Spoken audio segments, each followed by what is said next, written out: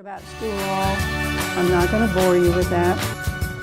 The educators particularly know that, but I do want to talk a little bit about Section 504 because there have been some changes, amendments that came out in 2012. These are the main three laws that you should be aware of. Actually, child find is important. Our school system doesn't always identify kids because they want to wait and don't want to label them. But technically with child find, they must do that. They must find them and help them. And requires that children with disabilities be educated to the maximum extent possible with all students.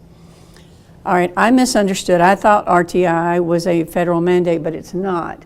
But in case you don't understand RTI, what that's trying to do is give early intervention before you have to go through the extensive month to 3 months of testing.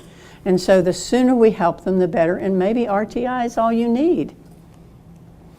These are the special education eligibility requirements.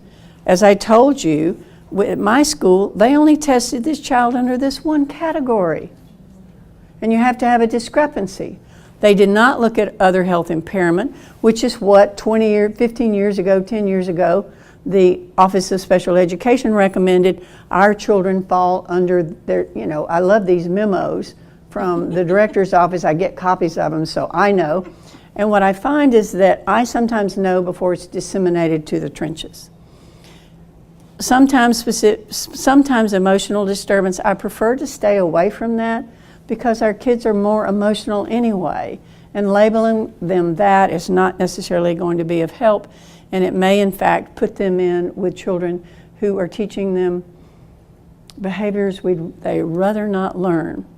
They've also added some things under 504 that are considered substantially limiting or a disabled person: learning behavior, reading, speaking, concentrating, thinking, communicating.